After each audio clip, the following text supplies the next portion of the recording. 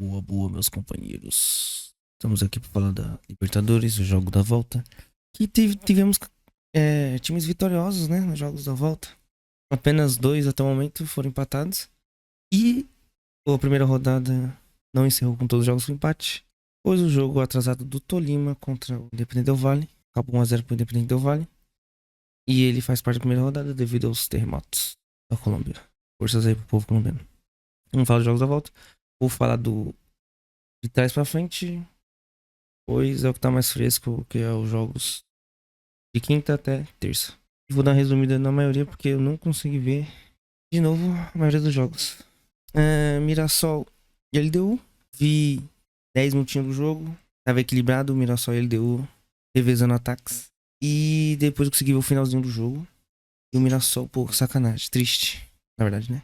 Mereceu muita classificação, pois teve muita chance de fazer gol e não aproveitou. E no fim cobra, né? Fomos para os pênaltis e a LDU fez todos os gols, 5. E o Mirassol perdeu o primeiro e isso custou caro. E, infelizmente o Mirassol foi eliminado e acabou aqui a campanha dele. Foi guerreiro. Tá bom para a primeira Libertadores da história. Consegui para uma oitava de final. Excelente. Ainda forçar pênaltis com a LDU na casa dos caras. Muito bom. LDU pega o Palmeiras, que classificou em cima do Cerro Porteño com o gol do Gustavo Gomes. E essa vitória foi a vitória de número 150 do Palmeiras na história da Libertadores. Que loucura. Foi esquisito de tradição, né?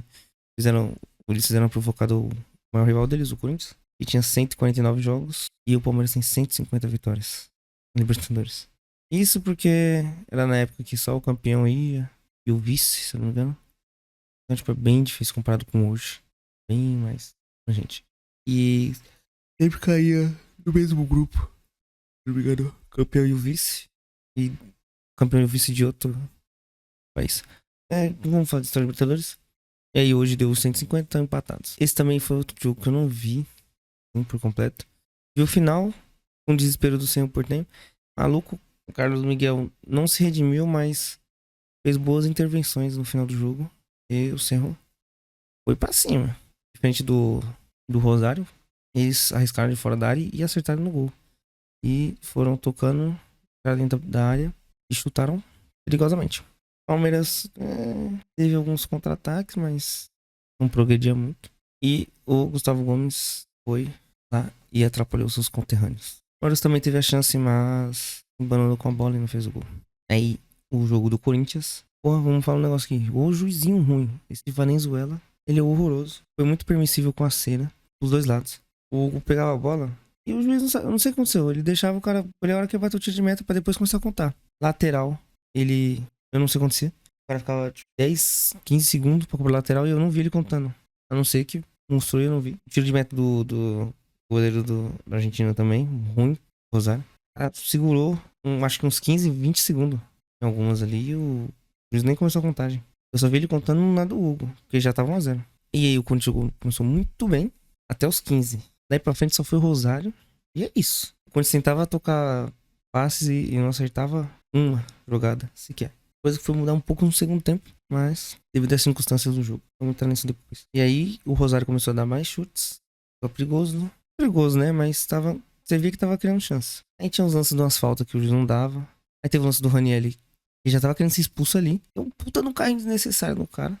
A sorte dele que não foi com a sola, senão era vermelho já direto. Aí o Mateuzinho também. Tava dando uns carrinhos. Mas fez uma boa partida. Ele, Carrídio. O Memphis, não precisamos falar. O Bidon vai aparecer depois. Gustavo Henrique, grande partida. Gabriel Paulista fez boas intervenções até começar a se atrapalhar. Do metade do segundo tempo pra frente. Ele teve o lance que ali decidiu o jogo. Ali o torcedor do Rosário viu que não era o dia deles. Quem mais? Do Corinthians? E do Hugo, quando precisou, tava lá. Mas o tripézinho mesmo foi Memphis, Carrídio, Gustavo Henrique e o Mateuzinho. Foi muito bem. Principalmente no segundo tempo, quando tava com um a menos. E assim acabou o primeiro tempo. O Caio César ajudou. Correu pra caramba lá. E era a válvula de escape. Mas tinha lance que, pô, era só acertar o drible e não acertava. Complicado. E aí fomos pro segundo tempo. Voltou, mesma coisa. E aí o Ranieri, não satisfeito, foi lá e chutou a bola e deu uma cravada na coxa do Copete.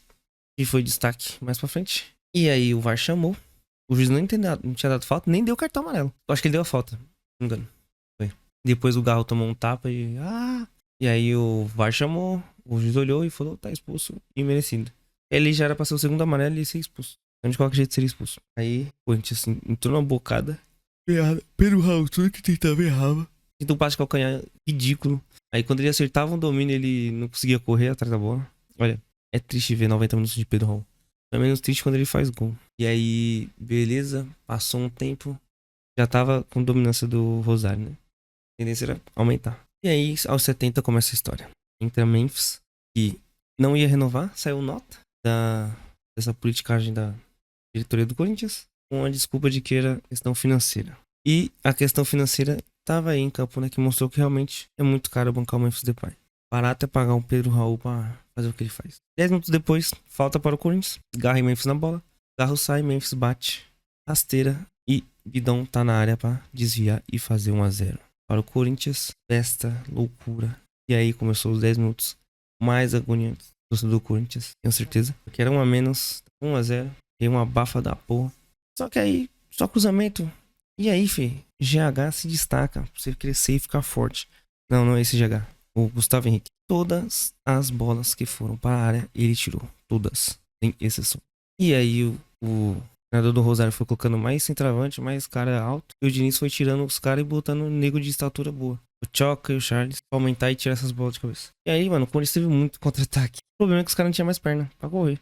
Não tinha feito 2, 3 tranquilamente. Tem uma hora que tava 2 contra 2, o Garro segura a bola demais. Aí quando foi tocar, tocou na hora errada. E aí depois teve um outro contra-ataque com o Caio César. Você consegue dar o drible no cara. É só ajeitar pro Mendes fazer o gol. Outra do Carrídio. Tem hora que quando foi o ataque, foi 4 caras lá. Bidu, Carrídio, Caio César e Memphis. Ou era o Garro, acho que era o Garro. E o Memphis. E os caras não saíram de lá do ataque. Que aí perdia a bola e recuperava. Tentando lá. E o Carrídio foi muito fundamental nessa hora aí. Ele recuperava a bola. Conseguia limpar 2, 3 jogadores. E segurar um pouco mais de tempo pra reter essa bola com o Corinthians. E aí foi chuveirinho. Algumas do encaixava, que o cruzamento ia muito forte, que era maluco. E aí o Corinthians ganhou.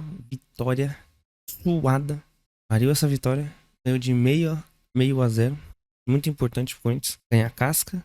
E fundamental porque vai ter o retorno do Yuri. O Memphis vai estar mais de jogo. A partida é dia 8 de setembro, então temos...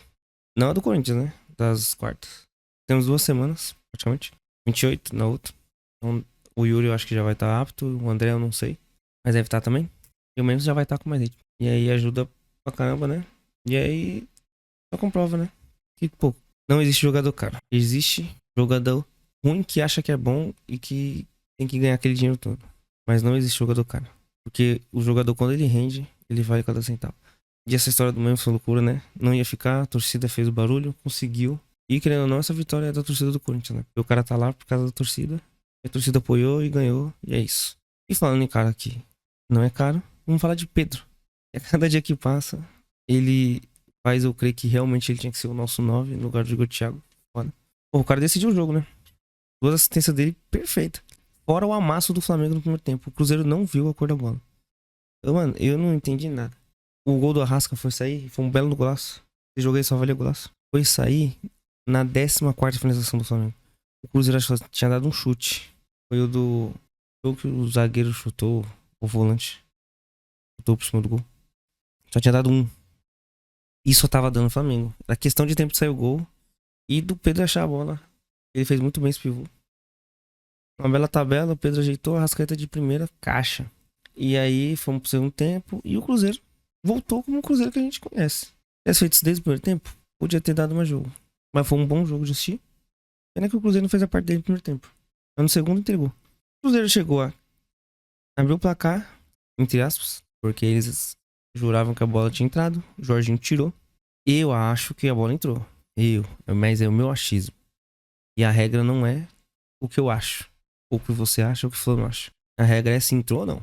Se você acha, não vale. Se o juiz tivesse dado em campo que a bola entrou, o VAR ia olhar e falar, porra, não é concluível, fica a decisão de campo.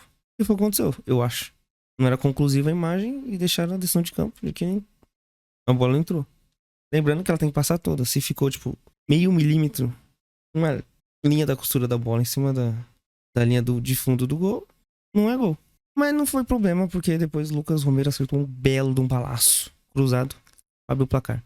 Foi nesse momento aí que o Cruzeiro cresceu, mas durou, tipo, 10, 8 minutos. Cruzeiro tentando. Não aproveitou suas chances. O Wesley muito mal na partida. Matheus Pereira foi aparecer um pouco. Ele e o Gerson, que são os caras que têm qualidade no Cruzeiro. Mas o Matheus Henrique tava expulso ou suspenso. Não lembro agora. Não jogou, né? Fez falta. E aí, minutos depois, bela tabela. Pedro num, porra, passe sensacional. Achou o Samuelino sozinho. Eu jurei que ele queria chutar de esquerda. Mas não, cortou e deixou o William de xereca. E chapou no canto direito do Otávio. Devolveu o drible que ele tomou do Arroio. Mas o gol do Arroio foi muito mais golaço, porque tava muito mais longe. E os caras. E é isso, mano. Flamengo classificado. E eu tava com sono do cacete. Então eu vi até os 80, eu acho, 80 e pouco. Aí eu dormi, acordei e Flamengo classificado. Fiquei muito puto da vida, porque eu perdi o jogo, né? A reta final. Paquetá tinha entrado. Esses caras de sempre, né? Bruno Henrique. E é isso, parabéns Flamengo. E tá caminhando as coisas pra ter um Flamengo e Corinthians na semi. Do outro lado, o Palmeiras. E o time que passou na terça-feira, o Fluminense. Graças a São Fábio. E o Fluminense foi roubado, tá? Então o time que rouba não passa mesmo. Bem feito. Pô, o Fluminense tá ganhando de 1-0. Com um a menos também? Eu não lembro agora. Acho que foi. Foi outro jogo. Teve um a menos. Venceu o do Corinthians. Jogo do Fluminense. Eu acho que foi isso mesmo. Pulsou e fez o gol. Foi. Não, agora eu não lembro. E aí o Fluminense tava ganhando até os 92. E o juiz deu 5 de acréscimo. O cara me arrumou um pênalti ridículo. O cara tá com a mão atrás. Ele tá protegendo aqui, ó. Ele não usou, ele não bloqueou a bola com a mão. O cara que chutou a bola na mão dele. E que nem o Simon que tava na transmissão um dia. Então tá muito perto. Queima a roupa a bola ali.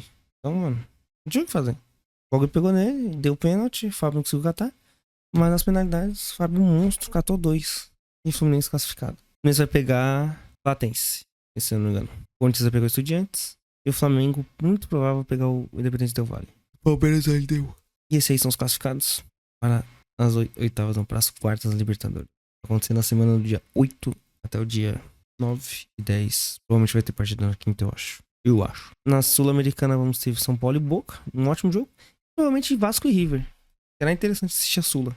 Vou ver se eu consigo arrumar um tempo pra assistir. Ah, e teremos Santos e Atlético Mineiro também. Outro jogo legal. O problema é que a Sula bate no mesmo horário da Libertadores. Vamos ver. Esse aí foi o vídeo, galera. Espero que vocês tenham gostado. Deixa um like, comenta, compartilhe. Ajuda pra caramba o canal.